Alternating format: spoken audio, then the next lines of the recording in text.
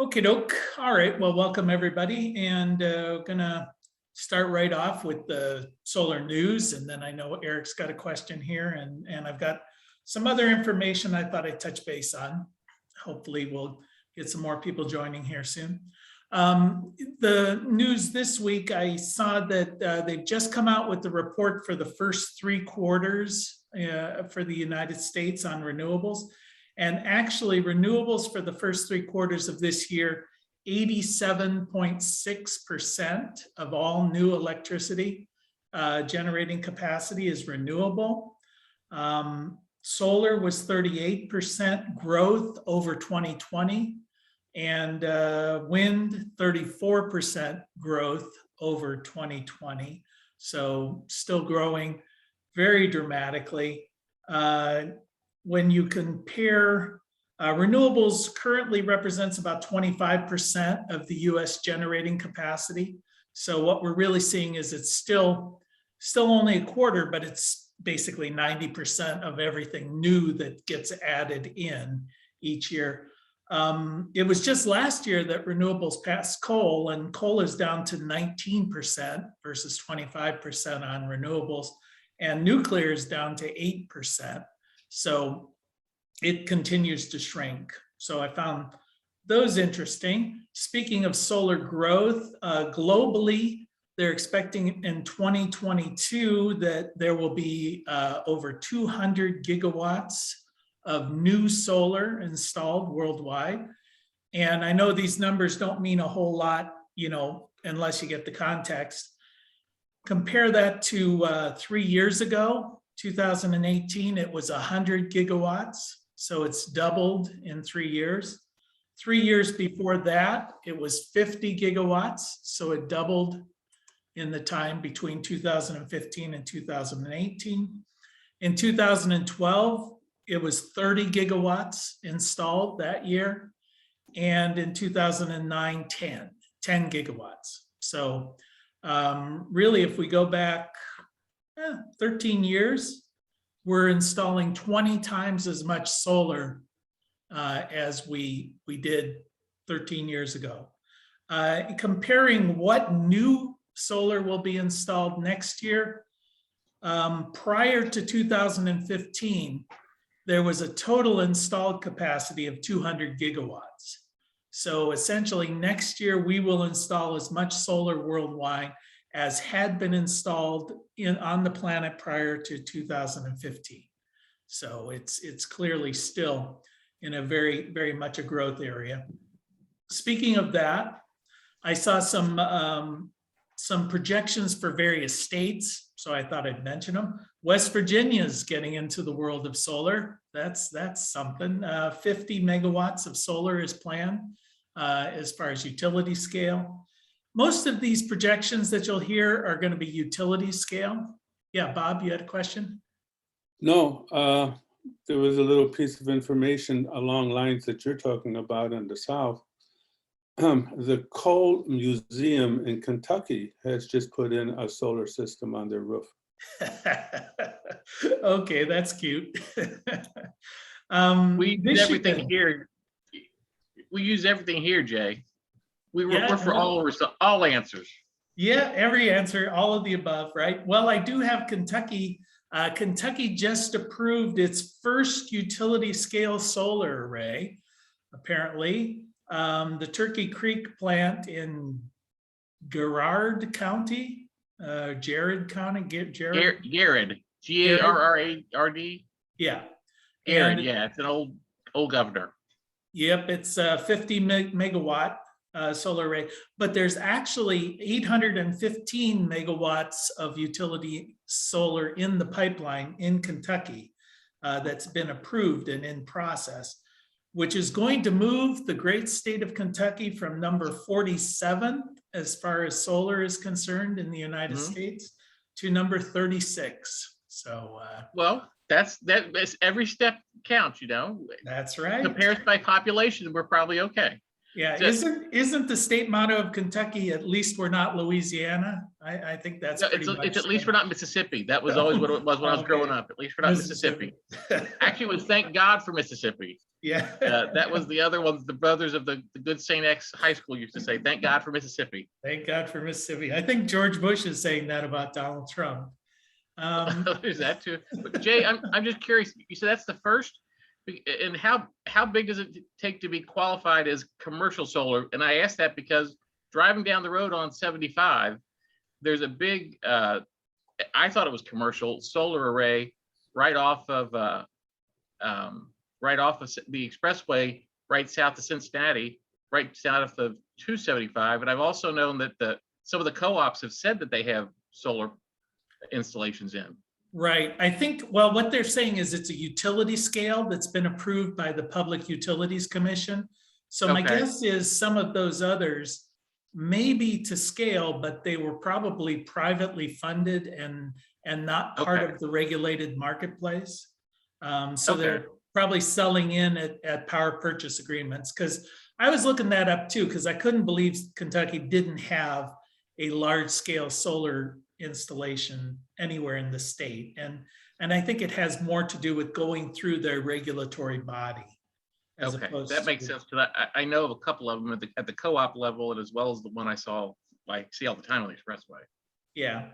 And Michigan's got 400 megawatts of solar ready in the pipeline there. So that's some local states are around here that are going great guns. I did notice that Panasonic has a battery inverter system out there now. So I thought I'd mention that.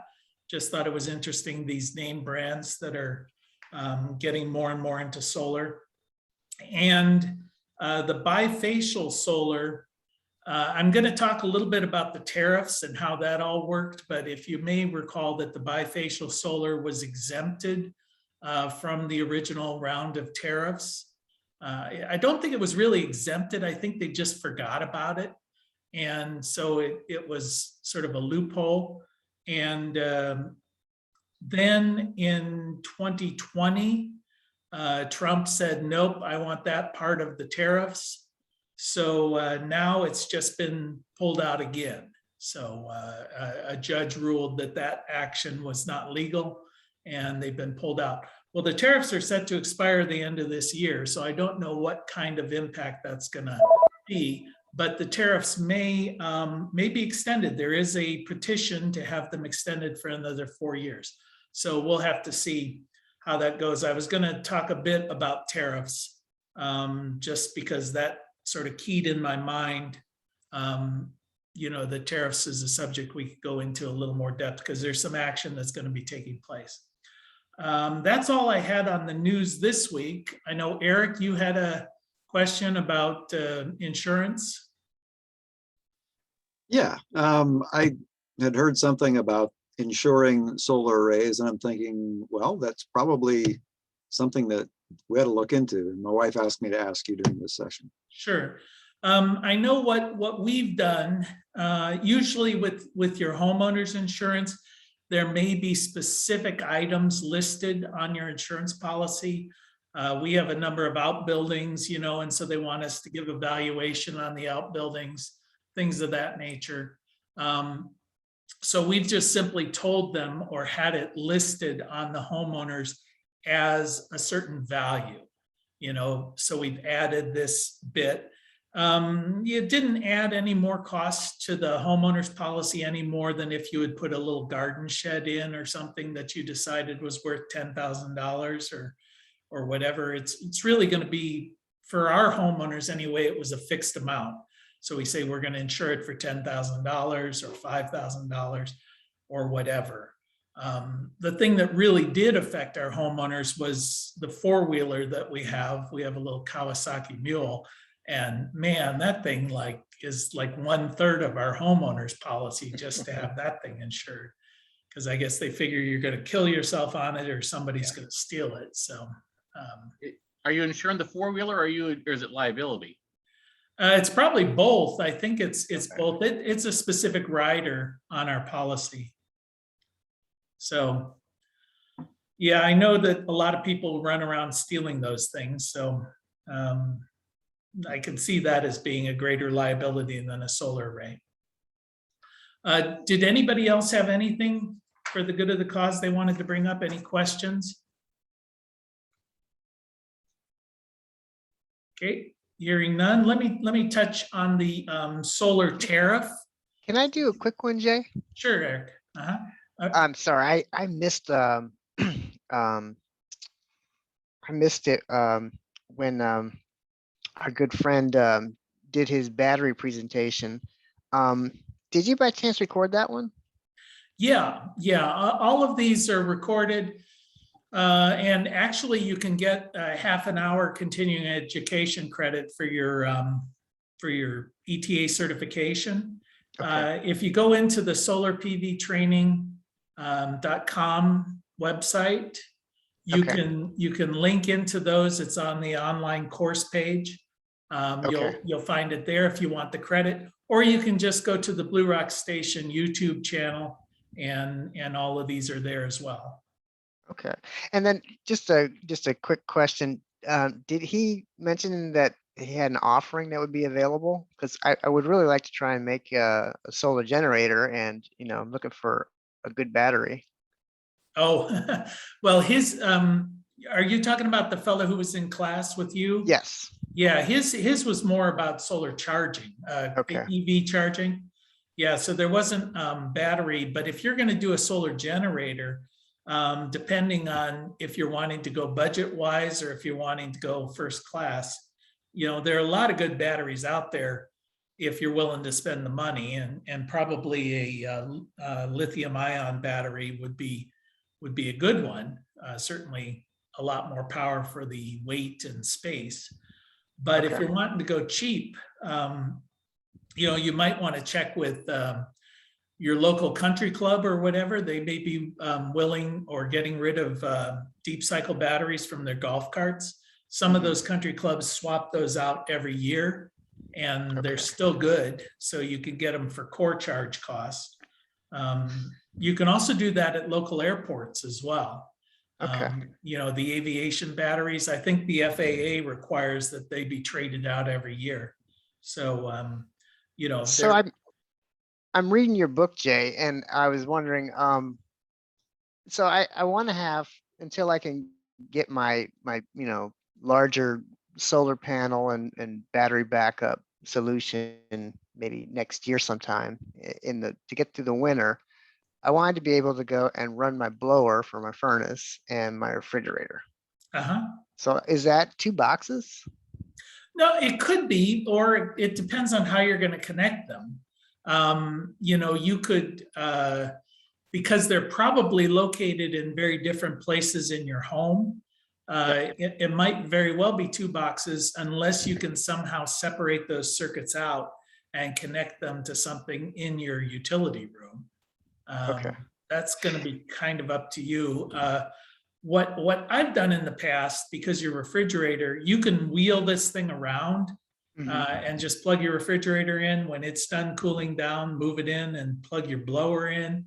You can move these things around, but that's kind of cumbersome. And is it okay to leave the box like next to the furnace and the box next to the refrigerator? Yeah, the refrigerator is certainly no problem at all, because it's not going to be subjected to heat. The furnace, the batteries tend to be a little bit sensitive to the furnace, to the heat. With a lead acid battery, of course, there's always this very remote possibility of outgassing of hydrogen. So putting it right next to a flame can be like kind of 10 feet idea. away, but in the basement though would be all right. Yeah, it should be fine. That's where most people end up storing their batteries, even though probably not the best location for it. But the risk of anything happening, unless it's right up against the battery or against the furnace. And there I'd be more concerned that one side of the battery is warmer than the other side, that they're heating unevenly. Lithium ion, there's no danger of outgassing. So I the think gas that's the way issue- I would go. Yeah. Yeah. So there should be no problem. You know, they should be just fine as long as you're not right up against the furnace. So then the refrigerator would just plug into the box. So would I have to kind of make a receptacle to connect to the furnace, or? You know what I've done before, and I actually did this on my brother's house. He wanted the blower to be able to be used through the solar generator. So there was a wire running, of course, from the furnace blowing system to the circuit breaker box. Mhm. And we just simply cut into that wire, obviously turning off the power, and putting a male and female plug on there. So that Okay. when we wanted to run the furnace from the generator, you just simply pull that apart and plug into the generator. So you're, bypassing the. So did you do a junction box, or did you just splice it? It was, just a regular male and female plug that's in the middle of this wire. So, Okay. the wires are going here, you cut the wire, there's a female on one end, a male on the Oh, other. okay, gotcha. Plug them together. And then when the power goes out, you just pull them apart. Okay, Plug I the understand. furnace in. So That that's makes what we sense. did. Yeah. I did the same thing on my well pump for my solar generator, just for ease of transitioning if there's a power outage. So. Okay. But that's really kind of a poor man's approach, I mean, obviously the best approach would be to have a critical load panel where those things are connected in, and then just have your solar generator or your alternative energy system hooked up to that critical load panel. But that, Oh, okay, now you're talking big bucks, Right, but if I was kind of planning like incrementally, it wouldn't be bad to invest in doing that, since I probably will end up, connecting my battery from my solar battery backup solution to that anyway, right?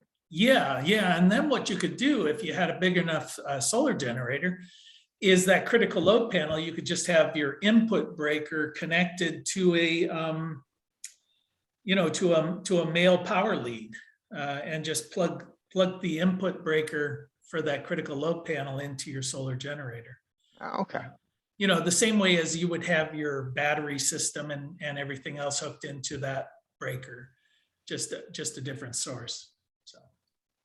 got it. Sounds good. All right. Yeah. We're going to MacGyver this thing together some way or another, right?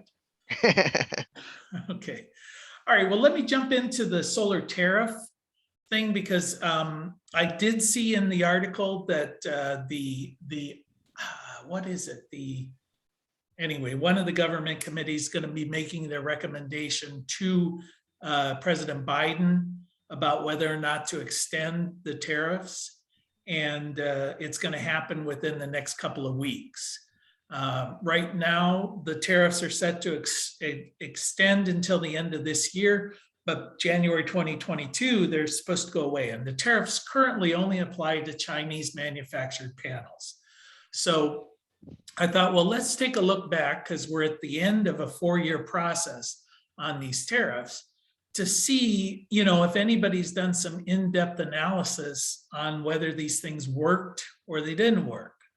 Well, surprise, surprise, I couldn't find anybody out there in the media who had done any kind of in-depth analysis. I think they'd rather report on Kim Kardashian's butt or whatever. So I tried to put together some stuff. To recap, the tariffs went into effect in 2018. They were targeted against Chinese manufactured solar panels. And the argument was that this would then jumpstart domestic production of solar panels, solar modules. There was a 30% tariff, essentially a tax on any panels coming into the country from China. in 2018. In 2019, that reduced to 25%. 2020, it dropped to 20%. And 2021 dropped to 15%. And then it was set to expire in 2022. So these were referred to as Section 201 solar tariff panels, or solar tariffs, yeah. And so what happened? Well, in 2019, we saw that US imported 314 megawatts of solar panels internationally. We saw that jump in the first quarter of 2020 up to 490.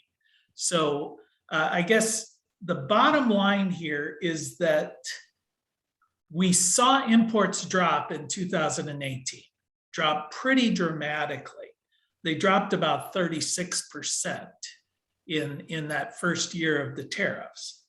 Although we saw domestic production of solar panels drop 33% that first year.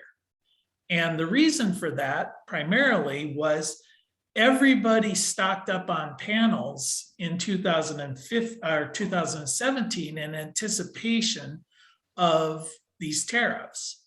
So it depressed demand in the first year because you're adding a 30% tax onto the panels. And there was a bit of a slump in the solar industry because of that. But there was also a front-end loading in 2017 of people buying panels they would have otherwise bought in 2018. So in 2019, we then saw these things rebound. In fact, in 2019, US shipments grew 17%. So domestic production increased 17%, although imports grew by about 25%.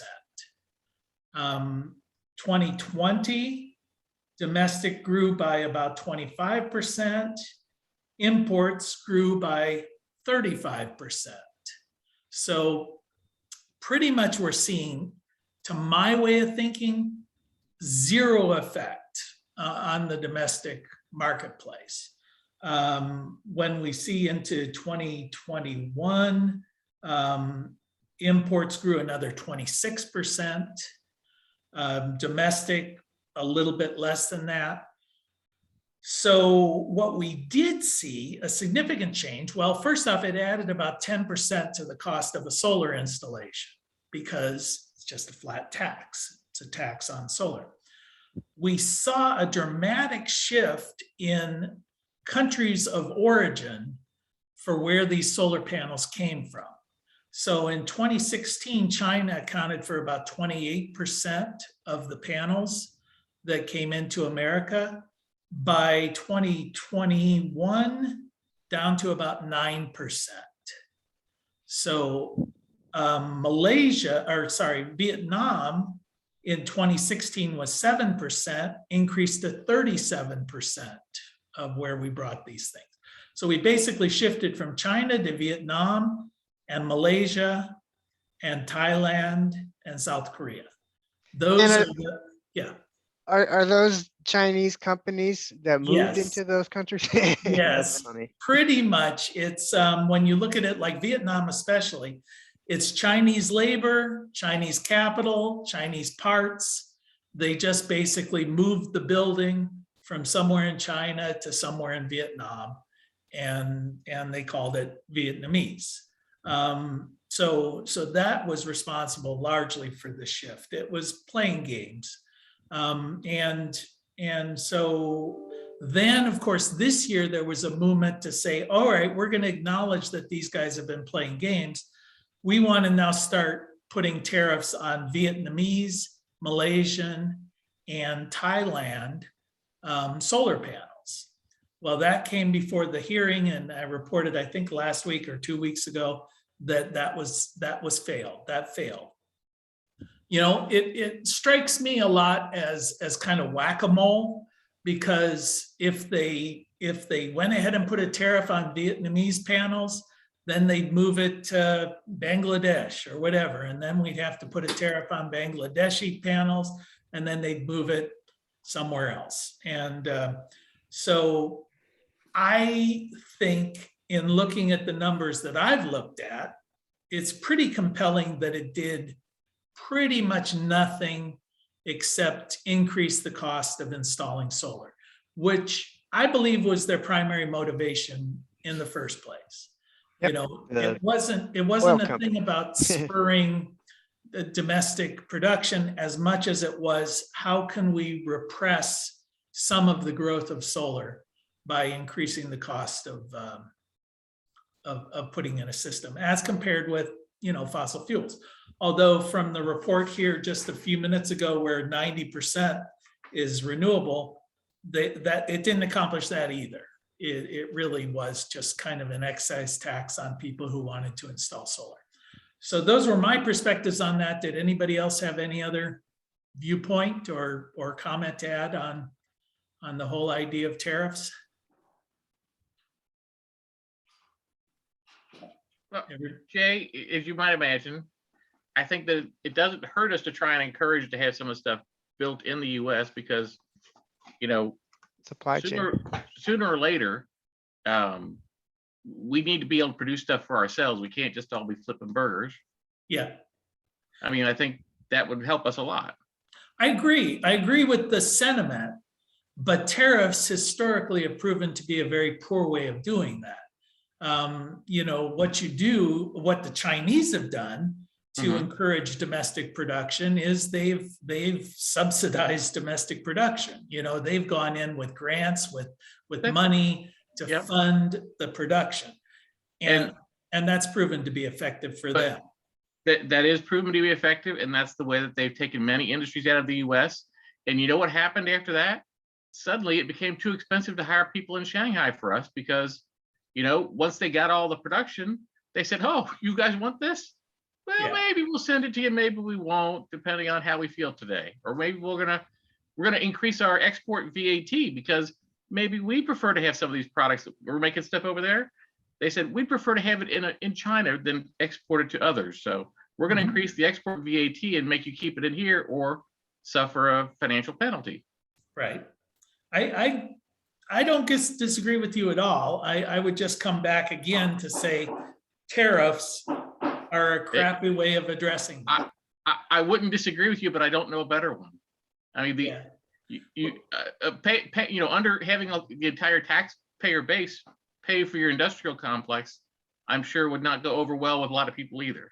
No, I agree. And it will be strange for me to coming down on the side of free market economy and big business. Say, hey guys, the free market might be the best way of addressing this instead of government trying to dictate who produces what, when they produce it, how it's produced. You know, because it becomes a whack-a-mole thing, you know, we're going to punch it over here and then punch it over there, and it's always cumbersome. I would agree if both governments took that same approach.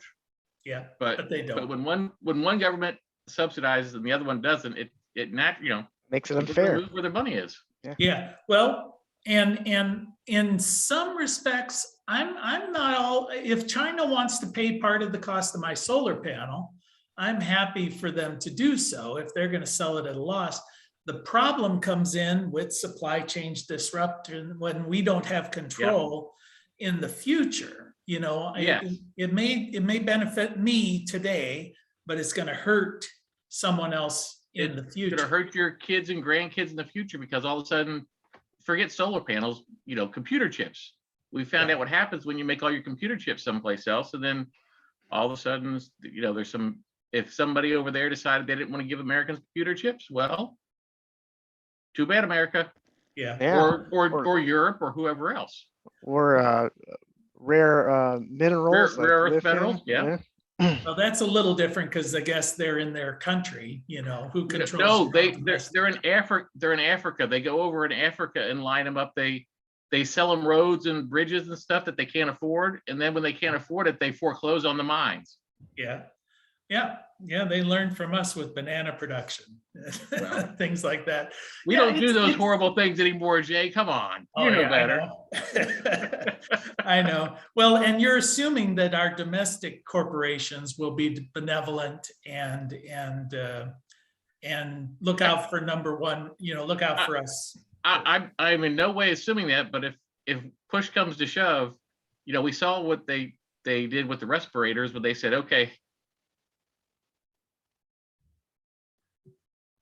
or else. Yeah, yeah, I think we have more leverage over our own domestic Yeah. producers. No, I think it's, once again, this is a complex question. I mean, it's a complex question in a lot of different industries.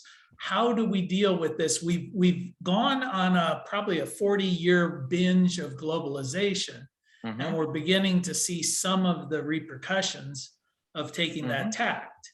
So now we have to say, how do we get the balance right between domestic production and globalization?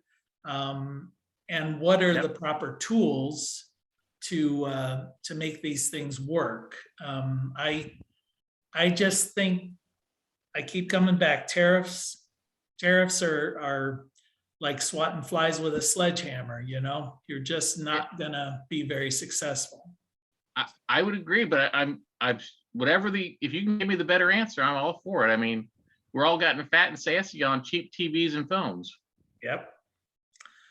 Yep, I know. So, yeah.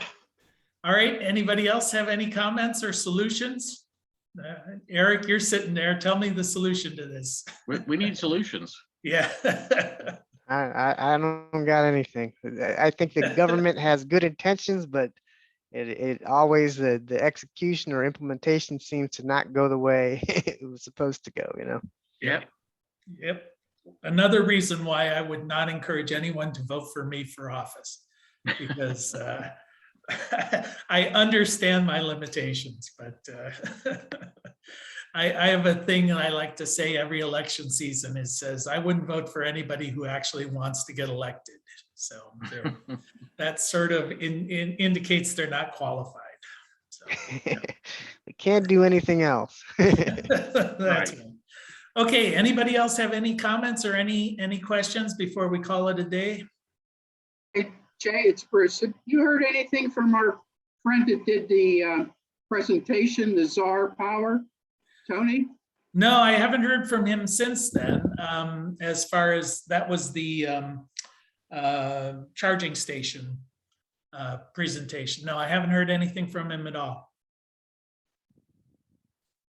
All right, thanks. Is anyone, it was probably over a month ago, you mentioned some do-it-yourself kind of like apps that, has anyone tried any of those basically just design apps? Oh, yeah. Yeah, the one that I would recommend is called Open Solar. It's a design app from an Australian company. And I did attend a seminar. They've just come out with their 2.0 version. There was a webinar on that. And it's really quite powerful, the whole system. And it's free. It's free for logging in. You get total usage on it. I think the way they make their money off this product is they've got, they're being paid by some of the product suppliers to have their specs and products put into the system. So if you're trying to specify equipment, it's right there, front and center, so like Iron Ridge would pay them, or Canadian Solar, for their panels. And also they sell consulting services. So if you want more things, code office ready design plans or whatever, you can pay for those. But the basic solar design is free. So I would, there was another one called PV Sketch, I think. That was one that you could use. And that was, that one, there was like a limitation. You could do 5 designs a month for free, but if you did more than that, you had to pay them a fee. And that one was a little simpler to use, but also more limited in scope of everything it could do. So. All right. Anybody else? Anybody? All right. Well, let's call it a day. We'll see you next Tuesday. Take care. Okay, Thanks, Jay. Happy Thanksgiving. Happy You too. Thanksgiving. Yeah. Take Yep. care. Bye-bye.